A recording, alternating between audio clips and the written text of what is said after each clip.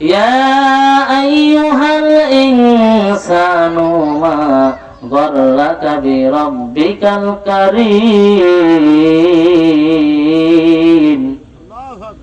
আল্লাহ রাব্বুল আলামিন বলে, পৃথিবীর মানুষ,